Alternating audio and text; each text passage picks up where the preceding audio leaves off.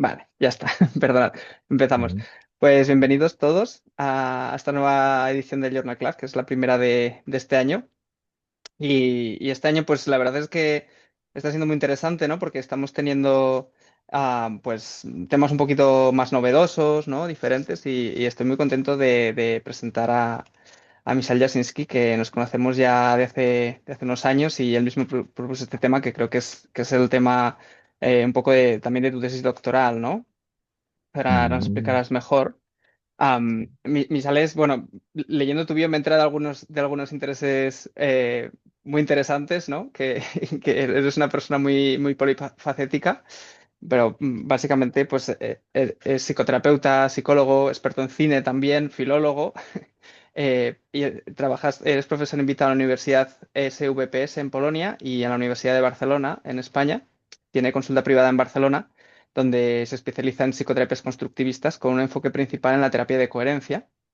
Es formador certificado en el Coherent Psychology Institute, donde también ejerce como director de educación y alianzas globales, y su formación incluye también psicoterapia de los constructos personales, AEDP, terapia breve estratégica, PNL, terapia narrativa e IFS, enfoques que integra con la terapia de coherencia en su práctica clínica.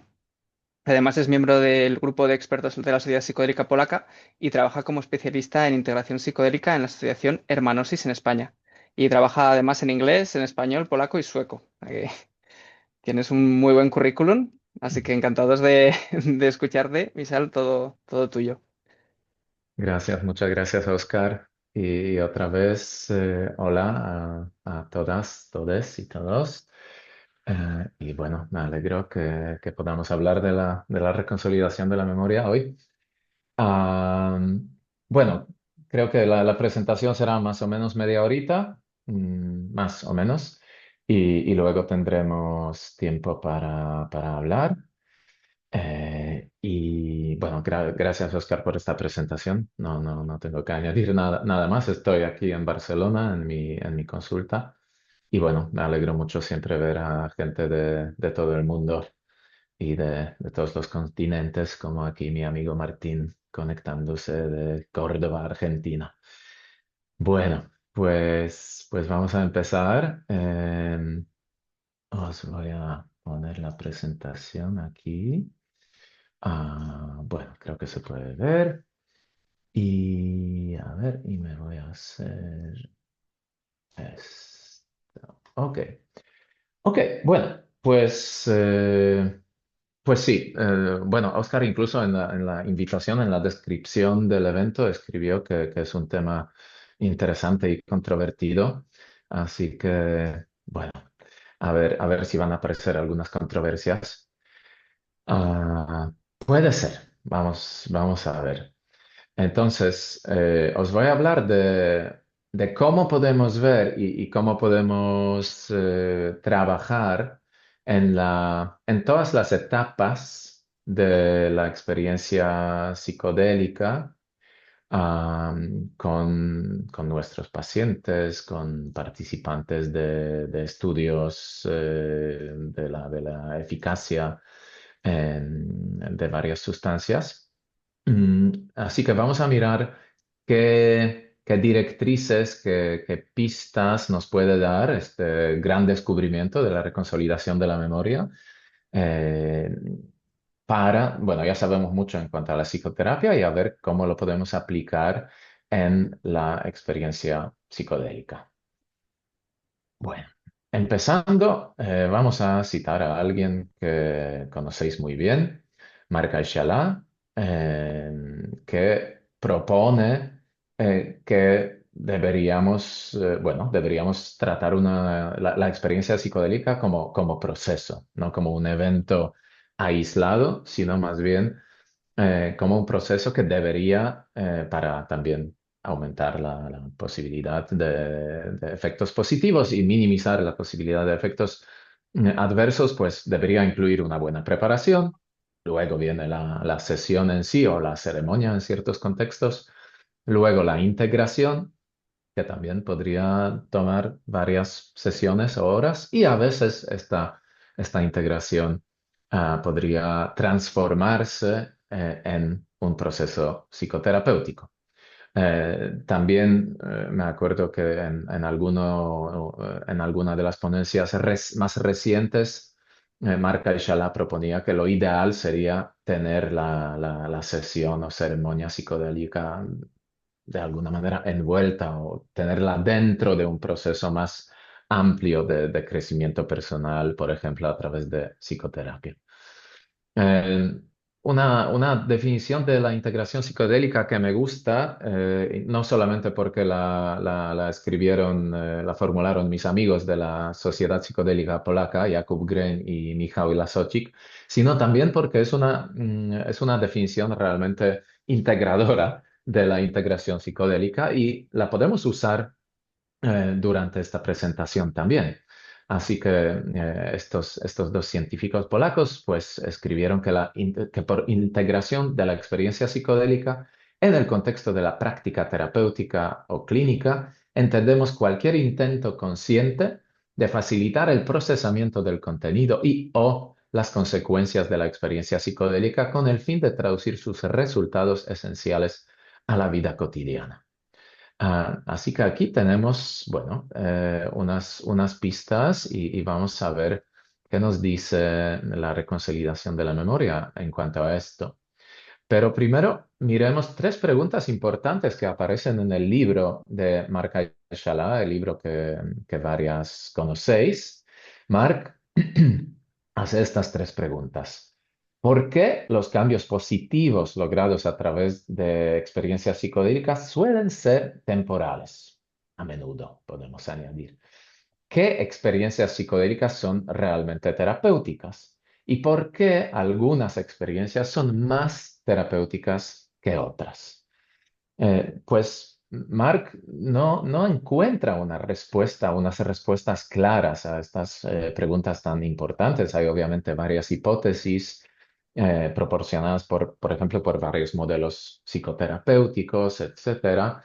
Y nosotros, desde el punto de vista de la experiencia, bueno, de la reconsolidación de la memoria, diríamos o proponemos esta hipótesis. Decimos que el cambio transformacional logrado a través de experiencias psicodélicas ocurre mediante experiencias que cumplen con los supuestos del proceso terapéutico de reconsolidación de la memoria. En otras palabras, creemos que tanto un buen cambio transformacional, que es el cambio profundo, duradero, sin que vuelvan los síntomas, tanto en psicoterapia como en la experiencia psicodélica, pues puede ser que tenga de base neuronal el proceso de reconsolidación de la memoria.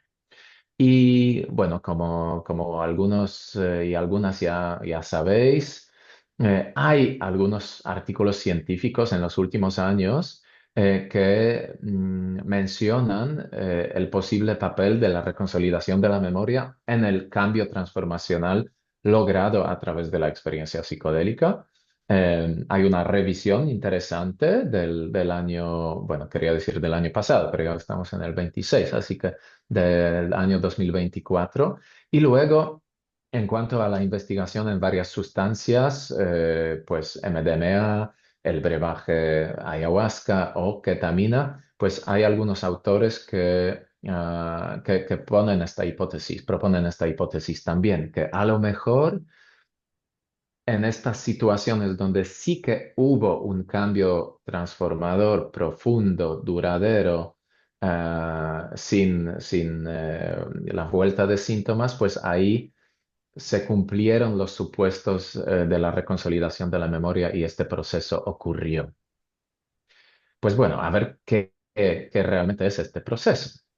Pues la reconsolidación de la memoria, aquí una definición simple, muy funcional, es el mecanismo natural del cerebro que permite que la experiencia actual cambie profundamente lo aprendido en el pasado y lo que está almacenado en la memoria, ¿no? En otras palabras, es un proceso universal, totalmente natural para todos nosotros y nosotras, que es el proceso que parece ser el responsable de estos cambios profundos, transformadores, ¿no?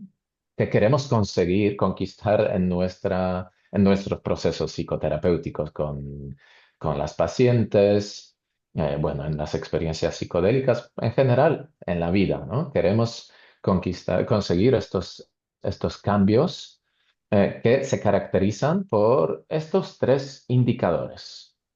Primero, el cese de síntomas.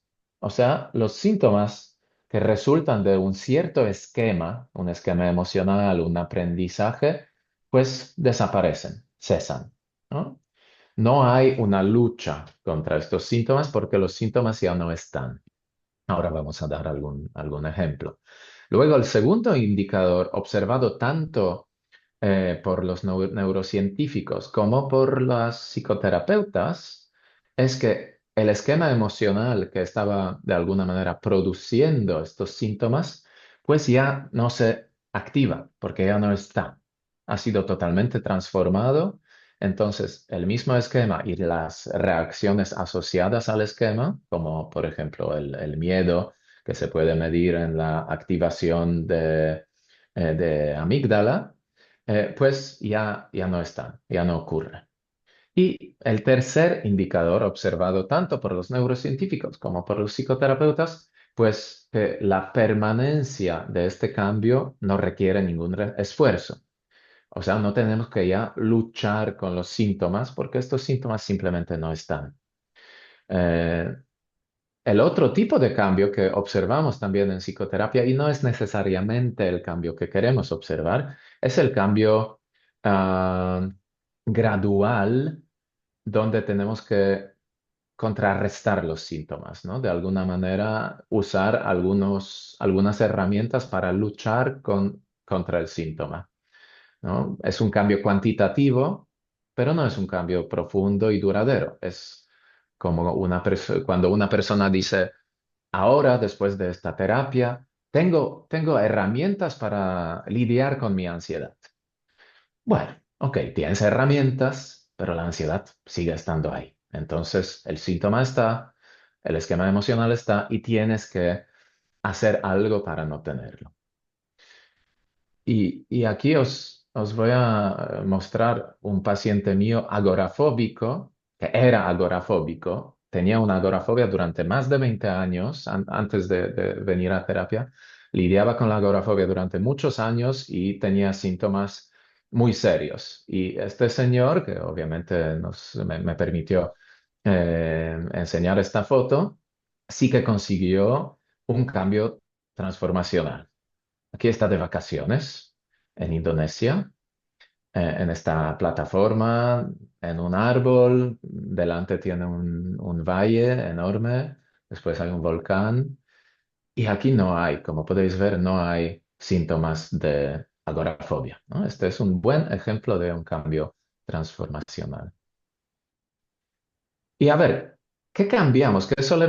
¿Con qué solemos trabajar tanto en terapia tradicional como en la terapia asistida con psicodélicos? Pues ah, con ciertos aprendizajes emocionales o esquemas emocionales, así lo podríamos llamar, que son unos ciertos constructos, muchas veces inconscientes y no verbalizados todavía por nuestros pacientes, pero son modelos muy precisos de cómo funciona la realidad.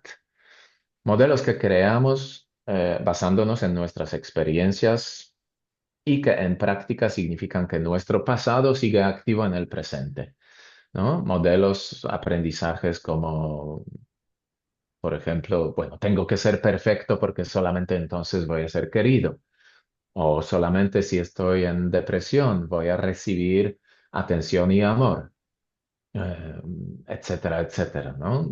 Modelos sobre cómo funcionamos, cómo funciona el mundo, qué tengo que hacer para evitar el rechazo, qué hay que hacer para tener el amor y aceptación, etcétera. Y desde nuestro paradigma, el paradigma constructivista que me imagino que varios aquí compartimos, estos esquemas y síntomas son una respuesta coherente a nuestras experiencias. Entonces aquí diríamos que sí, son adaptativos, son útiles porque nos permiten sobrevivir.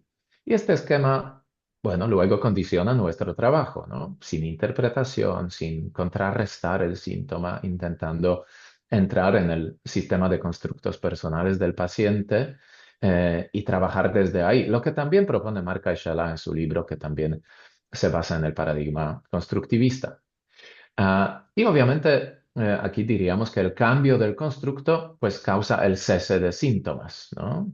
Si cambiamos estos significados profundos, subjetivos creados en el pasado, pues el síntoma también debería desaparecer. Obviamente aquí hablamos de un aprendizaje emocional, pero también a veces, especialmente si trabajamos con trauma, vamos a trabajar no solamente con la memoria semántica, sino también con la memoria episódica. Y ahí también es posible el proceso de reconsolidación de la memoria. Hay varios enfoques terapéuticos que se caracterizan por el cambio transformacional. Y varios de ellos están descritos en este libro que podéis ver a la derecha. Este, el libro verde es la segunda edición, publicada hace menos de 2 años, en el 2024. La primera edición sí que fue traducida a español y creo que todavía se puede conseguir. Esperamos que la segunda se traduzca a español pronto, pero si habláis inglés, la segunda edición vale mucho la pena. Es un libro maravilloso de Bruce Ecker, Robin Tisick y Laurel Halley, donde se analiza varios enfoques terapéuticos y se muestra cómo ocurre la reconsolidación de la memoria, o sea, el cambio transformacional a través de la reconsolidación en estos enfoques, en varios enfoques, incluyendo, no todos de la lista, pero son, creo que, nueve enfoques descritos en el libro y además también los autores con una cierta ayuda mía y con también una ayuda de Débora González, que nos proporcionó el caso, pues analizamos ahí un caso de terapia asistida con psicodélicos. Y es el caso que varios conocéis y lo voy a citar, el caso de terapia de duelo complicado asistida con ayahuasca, terapia constructivista además. Ahora voy a decir unas palabras sobre este caso y la reconsolidación de la memoria. Entonces, bueno, ¿cómo es el proceso de reconsolidación terapéutica en práctica? ¿No? En práctica que se puede aplicar tanto en la consulta como en la psicoterapia asistida con psicodélicos. Pues aquí brevemente. En varios de estos enfoques, obviamente empezamos por la identificación del síntoma y del objetivo. Y luego pasamos a un proceso vivencial que es perdón, importante en varios de estos enfoques, como el sistema de familia interna, terapia centrada en emociones, terapia de la coherencia, que es mi enfoque principal. Aquí queremos recuperar, o sea, descubrir el esquema DIAN, o sea, este esquema emocional que produce los síntomas. Y en algunos de estos enfoques, no en todos, pues queremos descubrirlo y integrarlo a nivel consciente. O sea, queremos que la persona lo sienta y empatice con este esquema que produce el síntoma. El síntoma entonces ya no es algo sin sentido, irracional o tonto, sino la persona también puede ver con una cierta, como lo llamamos, empatía de la coherencia, puede ver que este síntoma realmente le soluciona algo importante, ¿no? Es el principio de la coherencia del síntoma, que no es nada nuevo en psicoterapia, pero es importante en este enfoque. Pues, ¿no? Como mirarlo con mucha empatía. Y luego, cuando ya tenemos descubierto y integrado este esquema emocional que produce el síntoma, pues vamos a buscar una experiencia contradictoria que pueda resultar en significados nuevos, en significados que puedan, pues, que puedan reconstruir el esquema antiguo, ¿no? Aquí lo que vamos a crear en los siguientes pasos, que son los pasos de la reconsolidación de la memoria, o esta secuencia de transformación, aquí queremos crear una cierta disonancia, pero una disonancia no solamente cognitiva, sino vivencial. Y aquí, cuando ya tenemos estos datos, cuando ya sabemos cuál es el esquema que queremos cambiar y tenemos buen conocimiento, bueno, aquí vamos a hablar, en el siguiente slide voy a hablar de dónde pueden venir estas experiencias contradictorias. Pero digamos que logramos crear estos significados nuevos, relación terapéutica, excepciones, experiencia psicodélica, etcétera. Pues primero, bueno, punto uno de la secuencia de transformación, reactivamos este esquema antiguo. La persona lo tiene que sentir y vivir, no solamente pensar. Tiene que ser una experiencia de este esquema antiguo, como tengo que ser perfecto porque solamente entonces voy a ser aceptado y querido, una experiencia vivida, ¿no? Como muy inmersiva de alguna manera. Y luego, lo que necesitamos es también, en paralelo, pues evocar esta experiencia contradictoria, ¿no? Este esquema del mundo diferente, ¿no? Que, bueno, aquí simplificando mucho, ¿no? Que no tengo que ser perfecto para ser querido. Me puedo aceptar y querer yo mismo. Tengo amigos, amigas que me quieren eh, tal como soy, imperfecto, etcétera, etcétera. Aquí hemos trabajado, lo hemos creado. Lo importante es que esta experiencia de yuxtaposición realmente ocurra. El esquema antiguo está en disonancia muy potente, vivencial, con el esquema nuevo. Y aquí se abre la ventana de reconsolidación. Hay mucha evidencia científica que no solamente, que la mera reactivación no es suficiente.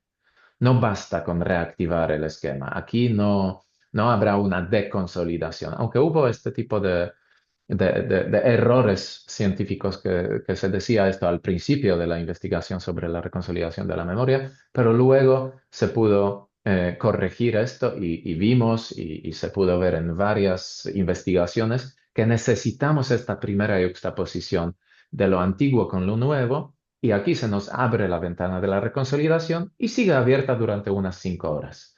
O sea, este esquema Diana, el esquema antiguo, a lo mejor por primera vez en la vida de esta persona, es susceptible a cambio, ¿no? Algo que fue creado cuando yo tenía 7 años y fue fijo y consolidado, pues a lo mejor ahora, por primera vez, 35 años más tarde, está abierto y podemos hacer algo con esto. Y luego, pues, para que ocurra el cambio, realmente, para que se cree el cambio, pues hace falta repetir esta disonancia, ¿no? Pasar un poco, volver al paso uno, volver a sumergir a la persona en la vivencia del esquema antiguo y luego volver al esquema nuevo. Esto, voy a decir algo que habéis visto en las experiencias psicodélicas también y a lo mejor en varias terapias, también puede ocurrir de forma espontánea e implícita. Claro que sí, ¿no? O sea, esta experiencia nueva, y este fue el caso de la chica que llamamos Alba cuando analizamos el caso del estudio de Deborah González.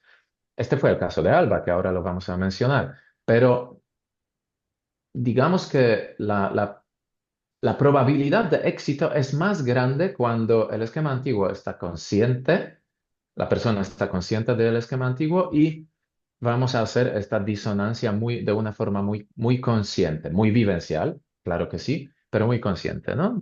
Hemos observado que entonces simplemente subimos las posibilidades. Y también, por otro lado, hay que decir, y que esto seguro que lo habéis visto en psicoterapia, en procesos de psicoterapéuticos o incluso psicodélicos, que a veces esta experiencia nueva es maravillosa, ¿no? He abrazado a mi niño interior, lo quiero mucho, etcétera. Eh, pero luego la persona viene una semana más tarde a la sesión y dice, bueno, estoy en el punto uno, en el paso, o sea, en el punto de partida. La sesión fue maravillosa, pero no cambió mucho en mi vida. Entonces, desde el punto de vista de la reconsolidación de la memoria, diríamos que probablemente no lo conseguimos porque no ocurrió esta yuxtaposición. Simplemente hubo una experiencia nueva, pero no pudo borrar el esquema antiguo. Y en la verificación, lo que tenemos que observar para verificar si el cambio transformacional ha ocurrido, pues tenemos que observar estos tres indicadores de cambio que os mencioné antes, ¿no? El cese de síntomas, la no reactivación del esquema y la falta de esfuerzo necesario para mantenerlo, ¿no? Esta es la verificación que podemos observar tanto en contextos de neurociencia como en la consulta. Eh, y obviamente el tiempo nos lo va a enseñar también. Brevemente, las fuentes de la experiencia contradictoria, pues en varias terapias pueden ser varias fuentes. Aquí tenemos un abanico muy amplio, ¿no? Cómo podemos descubrir o crear desde cero la experiencia contradictoria, ¿no? A veces la persona simplemente se da cuenta, ¿no? Estando en contacto con este esquema antiguo, con esta verdad emocional que creó a lo mejor a los 7 años de edad, pues viviéndolo, reviviéndolo con la ayuda de la terapeuta, pues a lo mejor habrá como una eureka, ¿no? Detección de desajustes. Ah, la vida ya no es así. Ya tengo 40 y no 7. Ya tengo red de apoyo. Antes estaba solo, ¿no? Puede ser que pase esto. Luego tenemos excepciones de la vida real, experiencias entre sesiones, incluyendo las tareas que podemos proponer a la gente. La relación terapéutica, especialmente si cuando trabajamos con temas relacionados con el apego, ¿no? Aquí debería ser una relación sanadora, obviamente. Todo el trabajo vivencial que hacemos, ¿no? Trabajo de partes, silla vacía, trabajo con la niña interior, etcétera, etcétera. Aquí también podemos conseguir crear algo nuevo que va a tener la potencia de borrar el esquema antiguo. Psicoeducación experiencial, también podemos psicoeducar de una forma vivencial, no voy a entrar aquí en el tema, pero se puede. Y obviamente la experiencia psicodélica también puede ser una fuente muy potente de este conocimiento nuevo. Y aquí mencionando un poco este estudio que varias conocéis, para mostrar cómo en el caso de Alba, aquí tenéis el título del estudio donde se analiza el caso y luego nosotros para el libro Unlocking the Emotional Brain volvimos a analizarlo y yo quedé con Alba. Aquí repito que el nombre está cambiado. Quedé con Alba 6 años después de este estudio para ver si los cambios se mantuvieron. Entonces, lo que ocurrió ahí es que en su tercera ceremonia de ayahuasca durante este estudio, fueron tres ceremonias y 11 o 14 sesiones de psicoterapia en total, pues ahí ella no estaba consciente de su esquema emocional, pero el esquema emocional sí que estaba activado. Luego, ¿no? Débora hablando con ella en la integración, en la sesión de integración, pues se pudo ver cuando estuvimos analizando la narrativa, se pudo ver que el esquema estaba ahí, pero Alba no estaba consciente y era un esquema, uno de los esquemas que pudo cambiar, pero uno muy importante.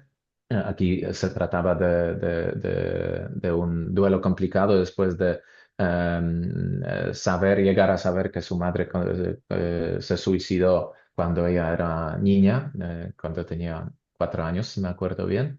Pues ella tenía un esquema de esta madre como una madre incapaz de amar, distante, malvada, abandonadora, indisponible, con una energía muy oscura, muy pesada.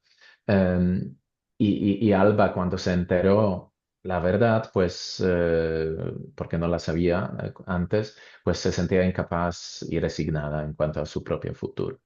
Y durante esta experiencia psicodélica, en esta tercera ceremonia de ayahuasca dentro del estudio, entonces ahí ocurre algo que los neurocientíficos llaman error de predicción o discrepancia, ¿no? Nosotros, pues, lo vemos, lo llamamos también esta yuxtaposición, ¿no? Hay este esquema antiguo y ocurre esta experiencia muy bonita, muy sanadora, donde aparece la madre acompañada por un Dios muy amoroso que tenía un vínculo fuerte con esta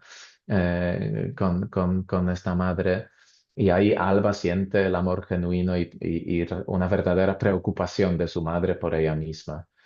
Hay una posibilidad de reparar el vínculo. Pudieron hablar dentro de esta experiencia. Ella habla con su madre, la madre le pide perdón, asume la responsabilidad por lo que, por lo que sucedió.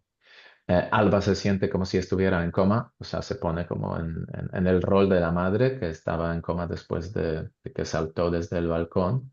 Y Alba entiende que su madre no había sido capaz de sanarse durante su vida. Entonces hay todo un set, ¿no? Todas estas experiencias contradicen a los esquemas antiguos y había varios esquemas ahí, ¿no? Aquí nos centramos en este.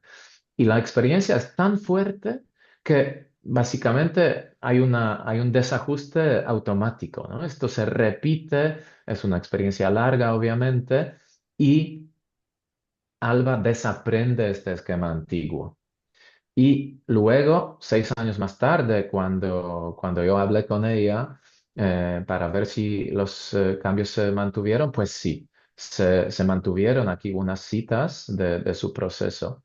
Ella dijo, el tabú y la sombra negra que solía existir sobre mi madre no es lo que existe ahora. Ahora hay momentos, pero hay mucha más luz, mucha más claridad. Antes de las sesiones de ayahuasca era muy denso, muy, muy, muy denso. La foto de mi madre cambió, la vi diferente en la foto. Eso fue muy automático y desde ese día la sigo viendo así. Ya no como la veía antes de hacer ayahuasca, sino como otra persona que no solo se estaba suicidando o estaba enferma, sino que también tenía otras experiencias. Es más bien una sensación de llevar diferentes gafas. La sensación que tuve después fue como la sensación de ser sostenida, apoyada, sustentada, de no ser abandonada. Así que el tema de no soledad, no aislamiento, aquí también era muy importante, luego lo voy a mencionar. Entonces, bueno, aquí vimos una experiencia muy, muy exitosa de cambio transformacional durante este proceso y a ver cómo podemos aplicar ahora el conocimiento del proceso de reconciliación de la memoria a nuestro trabajo dentro de estudios o en otros contextos relacionados con la terapia psicodélica. Pues como podéis ver, en la fase, en el punto A, pues identificamos el síntoma que, bueno, es muy parecido a la intención, ¿no? La intención antes de un retiro, de un estudio, de una sesión, pues, bueno, queremos tener un objetivo claro, etcétera. Aquí me imagino que todo esto está claro. Pero sabiendo cómo funciona el tema de la reconciliación de la memoria, podemos dar un paso más dentro de la preparación. Porque podríamos, si tenemos, tal como propone Marc Aichalá, unas de 3 a 5 sesiones de preparación, pues podríamos trabajar e intentar descubrir estos esquemas o este esquema, pueden ser varios obviamente, que son que producen el síntoma o que están detrás del problema con que viene la paciente y invitar a la persona en centrarse en este esquema o tenerlo por lo menos presente, porque ya sabemos que las sustancias psicodélicas nos pueden llevar por varios lados, pero bueno, hemos descubierto esta verdad emocional, como la llamamos también en terapia de la coherencia, y podemos invitar a la persona a estar en contacto con ella. Obviamente, a lo mejor el esquema emocional, esta persona lo va a descubrir durante la sesión o ceremonia psicodélica. Con esto también podemos trabajar. O muchas veces lo que ocurre, como me imagino que ya sabéis, ya habéis observado, pues a lo mejor durante la ceremonia, pues la persona sí que va a vivir algo nuevo, va a tener una experiencia que podría contradecir el esquema antiguo, ¿no? Soy un inútil, nunca voy a perdonar a mi mamá, a mi papá, etcétera, ¿no? Un duelo complicado, etcétera, depresión, etcétera, etcétera. Hay un conocimiento, hay una experiencia contradictoria, pero a lo mejor no hay un cambio transformacional, ¿no? Entonces, conociendo este mapa, como podéis ver, podemos preguntarnos, ok, ¿dónde estoy? ¿Dónde estoy en el proceso? antes de la sesión psicodélica y después de la sesión psicodélica con la paciente. ¿Dónde estamos? ¿Ya tenemos el esquema Diana o todavía hay que descubrirlo? A lo mejor la persona lo descubrió durante la ceremonia y viene con el esquema, pero no hay mucho nuevo, o sea, no hay una experiencia que lo podría contradecir. O muchas veces, creo que lo habéis observado, a lo mejor yo sí, muchas veces la gente viene con esta experiencia nueva del punto C, pero todavía no hay un cambio transformacional, ¿no? Todavía, bueno, nos dicen, la experiencia ha sido muy bonita y reveladora y a lo mejor se sintió como sanadora, pero tal como dice Mark Aishala en su libro, tampoco es tan terapéutico a largo plazo, no se mantiene el cambio. Entonces, conociendo el proceso de reconsolidación de la memoria, sabemos qué podemos hacer. Podemos, si ya tenemos el esquema que produce el síntoma, si ya sabemos cuál es el aprendizaje que queremos cambiar y hay un conocimiento contradictorio sacado de la experiencia psicodélica, pues podríamos durante nuestras sesiones de integración guiar a la persona, porque aquí el rol de la terapeuta es bastante activo en este sentido, en estos pasos uno, 2, 3. Obviamente pueden ocurrir de forma espontánea también, pero si no ocurre de forma espontánea, pues a lo mejor tendremos que guiar a la persona paso por paso con lo que ya tenemos, ¿no? Reactivar el esquema Diana y luego en paralelo, pues sumergirla en esta vivencia y en este significado sacado y verbalizado gracias a la experiencia psicodélica y luego repetirlo unas veces. Pues puede ser que así sí que vayamos a lograr un cambio transformacional realmente duradero y profundo. Si la persona viene y dice, está perfecto todo, la cosa ha cambiado, pues puede ser, ¿no? Tal como en el caso de Alba. Podemos leerlo incluso en el estudio de caso de Débora. El cambio parecía duradero y luego nosotros lo confirmamos 6 años más tarde. Pues simplemente podemos preguntarnos y a la paciente si hay estos 3 indicadores de cambio transformacional, ¿no? Si realmente el síntoma ya no vuelve, no hay que luchar contra él porque simplemente no está, no hay que utilizar ninguna técnicas para luchar y el esquema ya no se siente verdadero, porque la gente en esta fase de verificación, cuando el cambio realmente ocurrió, pues se siente libre. Hay alivio, hay libertad, hay luz, incluso en consulta en consulta psicoterapéutica, ¿no? Estas reacciones somáticas muy agradables. Bueno, esto ya lo he mencionado, pues como podéis ver, hay varios escenarios del proceso de cambio, pero conociendo el mapa de la reconciliación, podemos ubicarnos y saber cómo podríamos actuar. Y un poco de consejos o pistas, cómo podríamos trabajar conociendo el sistema, el proceso de reconciliación de la memoria.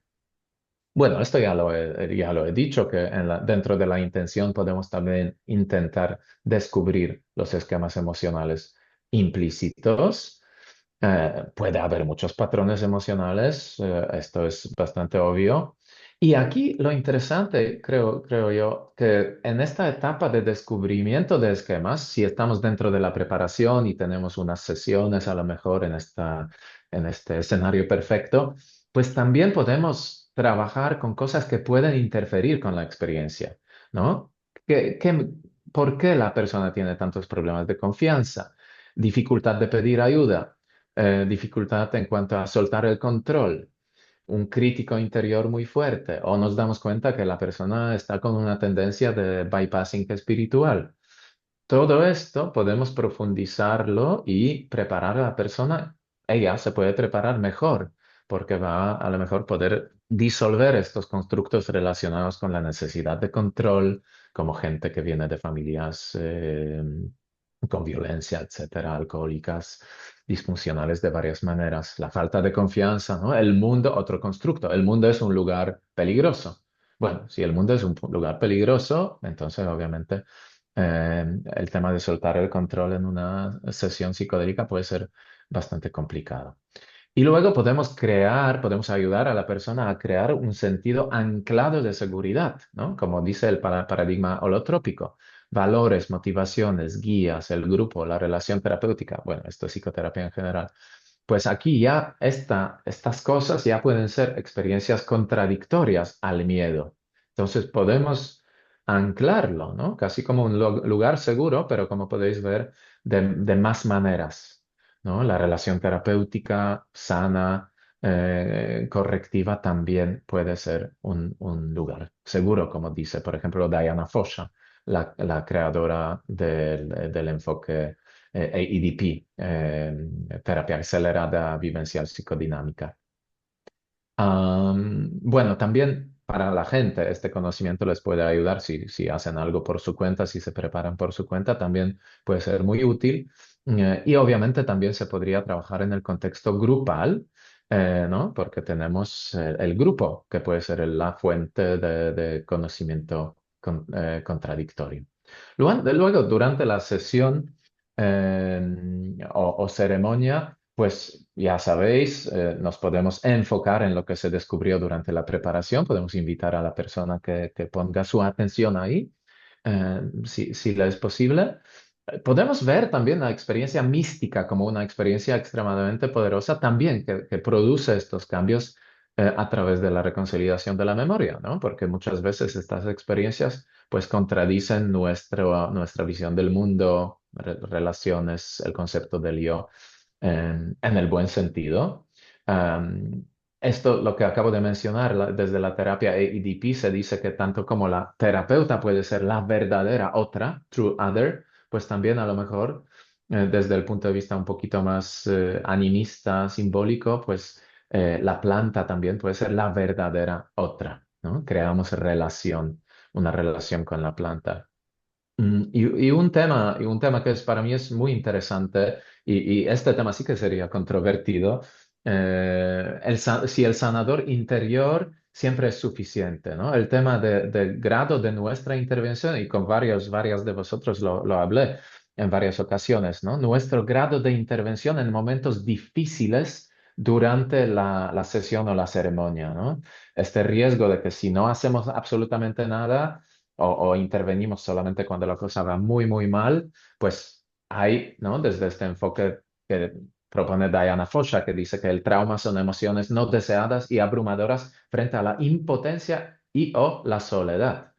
Entonces, hay un riesgo aquí de retraumatizar, de repetir, si a lo mejor podemos acercarnos y hacer algo por la persona y ayudarla, y a lo mejor estas experiencias, dentro de la experiencia psicodélica, será curativa, será terapéutica, ¿no? Como esta ayuda donde la persona ya no está sola. Este es un tema fascinante.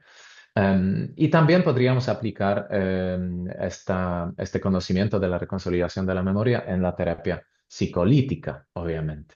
Y bueno, ya casi terminando, en la integración, tal como dijimos, ¿dónde me encuentro en el mapa y cuáles son los siguientes pasos, ¿no? Estoy en el punto B, en el punto C, ya puedo ir a la transformación o quizás solamente hace falta verificar. Am, bueno, esto también lo hemos mencionado, pero también podría trabajar con problemas, ¿no? O sea, con efectos secundarios no deseados. ¿Cuál es la función aquí de la inflación del ego? El spiritual bypassing. ¿Cuál es el esquema detrás de la disociación? ¿Por qué la persona se tuvo que disociar? ¿Qué está detrás de la ansiedad? Etcétera, etcétera. Bueno, y sabemos que lo que necesitamos son estas dos experiencias, la experiencia, el esquema antiguo versus este significado nuevo. En el grupo también, ¿no? Vamos a recibir estos conocimientos contradictorios, estas experiencias positivas del grupo, también lo podemos usar durante la secuencia de transformación. Y el tema de la resistencia a la transformación, entre comillas, pues a veces estos cambios, como ya sabemos, pueden ser amenazantes para la identidad y para nuestras necesidades tan básicas como la necesidad de la coherencia y la necesidad de una cierta continuidad dentro de nuestra personalidad, ¿no? Esto, si aquí hay un demasiado riesgo, pues puede haber una resistencia muy clara. Bueno, el resumen, repitiendo un poco nuestra hipótesis, que creemos que es bastante probable que detrás de cada cambio transformador o transformacional esté pues involucrado el proceso de reconsolidación de la memoria. Y obviamente para nosotros desde este paradigma, pues también el valor único de las experiencias psicodélicas radica en permitir el acceso consciente a verdades y significados superiores, profundamente vivos, ¿no? Aquí esta parte vivencial es la que puede ayudar en el cambio. Y bueno, creemos que también sabiendo esto podemos aumentar la efectividad de la experiencia psicodélica. Ok, si me queréis, si queréis contactar conmigo, pues aquí está mi mail y la página y otras direcciones. Bueno, muchas gracias. Un poco más largo que quería, pero bueno, espero que podamos charlar todavía. Muchas gracias. Esa ha sido, yo creo, de las charlas de los Journal Clubs más prácticos que hemos tenido. Me pareció interesantísimo y la verdad es que, vamos, desde mi perspectiva me ha dado muchísimas ideas y muchísima perspectiva de cómo conectar como los hallazgos neurobiológicos con la parte más psicoterapéutica y experiencial, ¿no? Todo este tema de la neuroplasticidad me parecía súper relacionado con esto, ¿no? Al final es cambiar Claro. patrones y cómo cambiarlos. Voy a ceder el turno a preguntas, pero antes, para alusiones, te quería como puntualizar el tema de lo de controvertido, ¿no? Que igual, Sí. igual cayó mal. Pero yo hablaba de que es que últimamente está habiendo como un debate en la ciencia psicodélica, Ujú, porque está habiendo sobre todo más personas del ámbito mediático que del ámbito científico, terapéutico, que hablan, ¿no? De que los psicodélicos pues desvelan memorias reprimidas que te ujú, permiten pues entender lo que mm, ocurrió, ¿no? Y de esta manera resolver el síntoma. Y está claro. habiendo muchos autores que están pidiendo cautela ante esto, ¿no? Porque Sí. poco lo que tú hablas de la reconsolidación de la memoria en relación a la experiencia psicodélica, pienso que puede tener dos filos, ¿no? Porque Ujú, también pueden aparecer experiencias que contradigan los esquemas, ¿no? O que claro. desafíen los esquemas, pero en direcciones que pueden ser patológicas, pienso, ¿no? O que no necesariamente sean verdaderas, ¿no? Que haya, Ujú, yo no sé, ujú, pues siempre pienso en casos, pues personas que viven eventos que consideraban traumáticos en su infancia, pero que quizás son una simbolización de la relación que tenían con ciertas personas, ¿no? O también he claro. tenido casos de personas que llegan a la conclusión, hablas de spiritual bypass, de, bueno, lo mejor que puede ocurrir es que me suicide, por ejemplo, ¿no? Porque así ya pues Ujú, llegaré a ese otro lado y ya se resolverá todo mi sufrimiento, ¿no? Entonces, bueno, te quería preguntar un poco por este aspecto, ¿no? Que imagino que será muy importante también manejarlo desde tu perspectiva en la preparación y en la integración, ¿no? Cuando aparecen ese tipo de experiencias. claro, claro. Sí, sí, sí, tal como dices, trabajándolo con mucha cautela, y a mí también me gusta la propuesta de Marca y Chalá, ¿no? En el libro que mencionamos. Un paradigma constructivista en cuanto a esto, ¿no? Vamos a ver qué hacemos si esto que apareció, si este recuerdo es verdadero y qué hacemos si no es verdadero, ¿no? Lo tratamos más como una hipótesis que una verdad absoluta ontológica. Y creo que esto bueno, Ujú, nos ayuda mucho y también nos quita una cierta carga de responsabilidad de encontrar la respuesta, si es verdadero o no, ¿no? Aquí creo ujú. que el paradigma constructivista es muy útil. Total. Sí, claro. Gracias, Oscar. Bueno, pues vamos Pe- con preguntas. Pedro creo que ha levantado la mano, quiere hablar. Sí. Sí, hola, buenas tardes. Encantado, me ha gustado la charla, muy estimulante y bueno, me ha despertado bastantes preguntas. Pero quiero comentar dos de ellas que para Ujú, mí son muy significativas. Primeramente, quiero presentarme un poco para situar el motivo por el cual hago estas dos preguntas.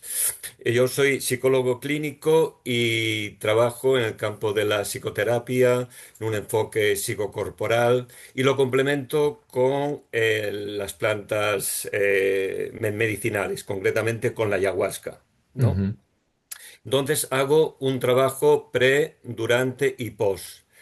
El Mm, durante, estoy acompañado por la persona que lleva la ceremonia y yo estoy ahí presente, observando y participando dentro de lo que puedo en el proceso. Y mi trabajo fundamental es a posteriori, el trabajo de la integración. ujú, Entonces, durante el proceso de la experiencia has comentado algo que para mí es muy interesante y no fácil, que es en qué tipo de actitud que tenemos que tener en el momento en que la persona puede entrar en una experiencia desorganizada, por tipo traumático, le ha parecido una experiencia de abuso, etcétera, etcétera. Ahí, ¿cómo sería la manera de poder acompañar a esa persona para darle una contención, un acompañamiento que le permita no disociarse de la experiencia, por ejemplo, ¿no? Esto es por una ujú, parte, ¿no? ujú, Y la otra es el tema de cómo buscar el esquema antiguo, ¿no? Cómo ayudar a esa persona a que pueda explorar y tomar conciencia de su sistema protector, de su sistema defensivo, que en la ceremonia o en la experiencia psicodélica puede aparecer de manera clara, reveladora y tal, pero ujú, ya sabemos que esa situación al cabo de poco tiempo se diluye, se borra y se reprime. Entonces, ujú, ahí está el trabajo, ¿no? De cómo acompañar a esa persona para que esa experiencia no vuelva de nuevo a esconderse, a bloquearse y ujú, a disociarse. Ese es el tema ujú. para mí, la piedra dura Claro. del proceso terapéutico en el acompañamiento con, bueno, en general, ¿no? Pero en este caso con las sustancias psicodélicas. Bueno, ahí Ujú, me quiero quedar porque luego hay otras cositas. A ver, quiero claro. escuchar cuál es tu experiencia y tus comentarios. Ujú. Gracias, muchas gracias, Pedro. Muy interesantes tus preguntas y tus comentarios. Empezando por estos momentos difíciles durante las sesiones o la ceremonia o las ceremonias, ¿no? Bueno, obviamente hay varias maneras de trabajar y de intervenir y aquí podríamos, ¿no? Dibujar todo un espectro desde muy poca o casi no intervención hasta una intervención relativamente activa, ¿no? Ujú. Y bueno, aquí el tema social y contextual, ¿no?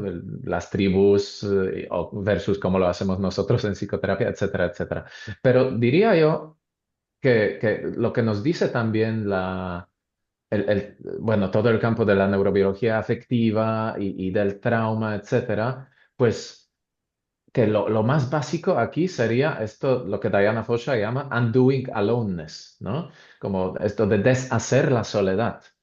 Porque muchas veces en estas situaciones que mencionas, pues la persona, aunque esté en una sala con 20 personas más que participan, pues está en el infierno y se siente profundamente sola.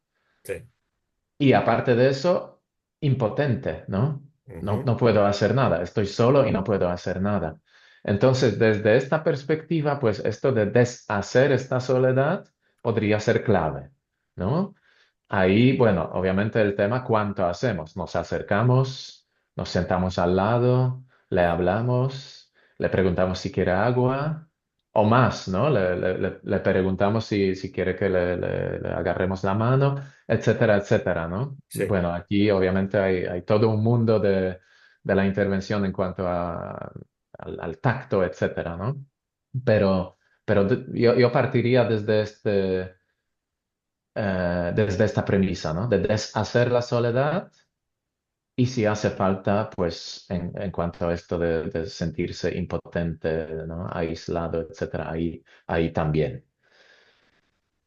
dependiendo del contexto. Luego, lo que preguntas en cuanto al descubrimiento de estos esquemas emocionales, en la fase pre, pues en varias de estas terapias que mencioné, como IFS, terapia de la coherencia, centrada en emociones, etcétera, pues también es un proceso ya vivencial, ¿no? A través de ciertas técnicas vivenciales, sin interpretación, sin contrarrestar los síntomas, pues ayudamos a la persona que ella misma descubra estos esquemas emocionales, ¿no? Y es como un wow, un descubrimiento de, ahora ya sé para qué tengo esta hipocondria.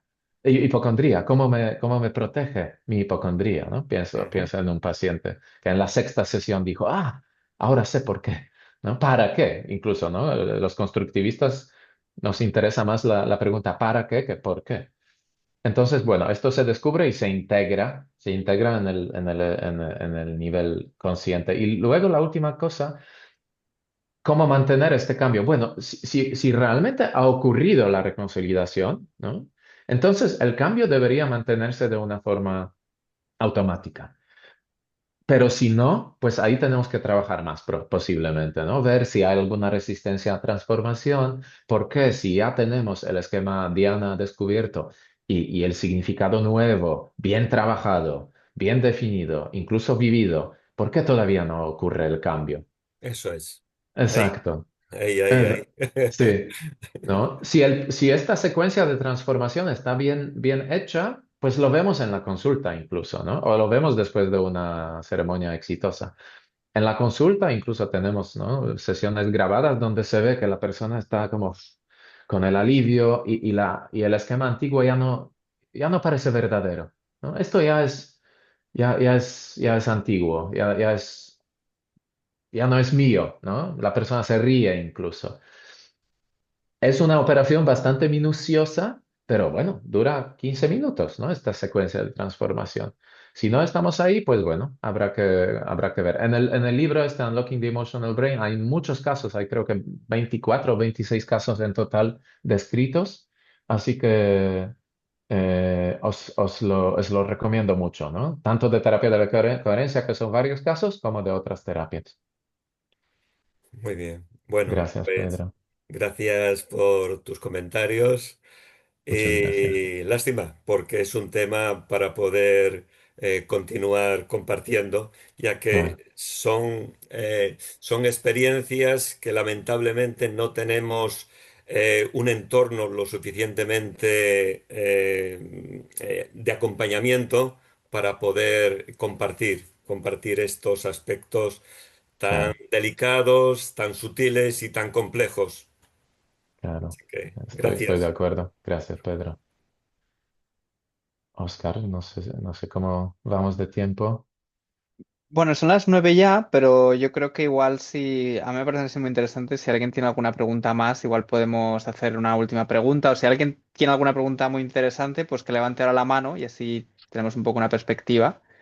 Claro, Y de momento Elina ha levantado la mano si quieres hacer tu pregunta y si nadie más levanta la mano, pues lo dejamos aquí ya. sí. Creo que apareció Mía antes y Jaime a lo mejor, pero Elina, sí, Quien Hola, sea, hola, hola, quien, hola, hola. quien esté antes. sí. Mía, Mía, sí, gracias. Gracias, hola. Michael. Óyeme, ah, primero me he perdido un buen trozo porque me ha entrado una llamada urgente que no podía evitar. Me la voy a ver enterísima cuando tengamos la copia a nuestra disposición. Pero hay una pregunta que me preocupa, que no sé si se ha hablado durante la presentación, que son los falsos recuerdos. Los Ujú, falsos recuerdos. Yo he tenido varias experiencias de situaciones donde gente recordaba crisis y situaciones que nunca habían ocurrido y cómo esto lo podemos entender desde tu experiencia, por favor. ujú. Claro, sí, aquí, bueno, repetiría un poco lo que dije en cuanto a la pregunta de Oscar, ¿no? Trabajarlo un poco trabajarlo desde el paradigma constructivista, ¿no? Ver qué función pueden tener estos recuerdos sin buscar la respuesta de si es falso o no, sino, ok, ¿cómo trabajamos con este recuerdo si fuera falso y cómo trabajamos con este recuerdo si fuera verdadero? Porque me imagino que la respuesta ontológica de sí o no no la podremos encontrar, ¿no? Y qué consecuencias puede tener para esta persona creer que es verdadero y qué consecuencias va a tener creer que es falso. ¿no? Luego hemos tenido, ¿no? experiencias cuando la persona sí sentía cosas, ¿no? Como juntaba los puntos y sí, parecía que sí. Pero bueno, me imagino que te refieres a un grado de certidumbre mucho más bajo, ¿no? Sí. Sí. Y hay mucha gente, tú has tenido mucha experiencia con gente que te ha contado esta situación de los falsos recuerdos, de las falsas evidencias. No, personalmente no. Lo he escuchado de compañeras y compañeros, pero no he tenido. Y en el proceso de psicoterapia, no lo he tenido, ¿no? En procesos psicodélicos sí que hemos tenido dudas a veces, ¿no? Y tuvimos que trabajarlo desde este enfoque constructivista. En psicoterapia no me ha pasado. Sí. Gracias, muchas Gracias, gracias, Miriam. Michael. Gracias. Elina. Uy, bueno, yo no sé si mi pregunta igual no es demasiado interesante, pero bueno, como tú sabes, yo no soy terapeuta, yo soy médica de familia y compañera de Nijal en Hermanosis, pero como médica. Entonces, has hablado en concreto como psicodélicos de la ayahuasca y la ketamina, Ujú. ahora en tu charla.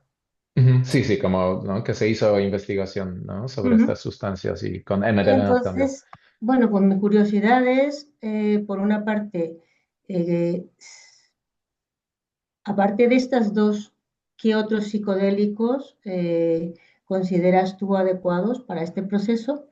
Y en segundo lugar, si tú utilizas alguno de ellos en consulta Ujú, o ujú, refieres a la gente a ceremonias a otro sitio o etcétera. ujú, Curiosidad ujú. personal, ¿eh? Claro, gracias, Elina. Bueno, hay investigación sobre MDMA donde ahí también se pone esta hipótesis, ¿no? Que puede ser la reconciliación de la memoria, ser el mecanismo responsable de este cambio transformador. Incluso hace algún tiempo hablamos, y bueno, yo hablé con Rick Doblin y a lo mejor tendremos un caso de ellos, del estudio de MAPS, un estudio de caso que podríamos analizar de la misma forma que analizamos el caso de ayahuasca para el duelo complicado, ¿no? Así que con la ayahuasca sí estoy totalmente de acuerdo que también son muy lindos, muy bonitos y muy productivos estos procesos, pero creo que puede ser tanto con ayahuasca como LSD. Setas, ¿no? O sea, psilocibina, etcétera, porque el mecanismo de cambio transformacional en este sentido es universal, ¿no? Luego, incluso en terapia psicolítica lo podríamos usar, ¿no? Y luego, bueno, en cuanto a temas de situación legal, pues, ¿no? Bueno, aquí reducción, harm reduction, ¿no? Reducción de daños, etcétera. Pero bueno, mientras que no tengamos esto legalizado en España, pues la gente puede participar en estudios psicodélicos, ahí sí, ¿no? Es que a veces sí que yo mandé a una persona, me acuerdo, con depresión resistente al estudio que se hacía aquí en Barcelona con 5-MeO-DMT. Se lo sugerí y participó en el screening, ¿no? Gracias, Ok, Elina. o sea, ¿no ves tú una diferencia, digamos, importante en el uso de un psicodélico o de otro en este proceso del cual has hablado? Exacto. Como este proceso es universal para todos, pues no veo una diferencia importante. Bueno, por lo menos no se ha hecho esta investigación diferencial, ¿no? Pero se hizo al menos con estas tres sustancias y los resultados son prometedores. Gracias, Elina. A ti. Muchas Gusto gracias. en Y verte. Jaime, igualmente, Jaime. Muy buenas, Michal. Muy interesante la charla. Bueno, para los demás me llamo Jaime Rojas, yo soy físico, soy también psicólogo sanitario, investigador en la Universidad de Las Palmas y me gustaría preguntarte algo muy específico, concretamente, ¿cómo tratas tú desde tu perspectiva constructivista las creencias que a veces surgen en el contexto de la terapia asistida con psicodélicos, como todo es amor o todo es maldad, porque conozco casos Mm, de todo es maldad también, lo que se llaman los ajá. malos viajes metafísicos. Mm, o creencias como todo es esto es una simulación, la vida es una simulación, las otras personas no son reales. Conozco un caso de este tipo.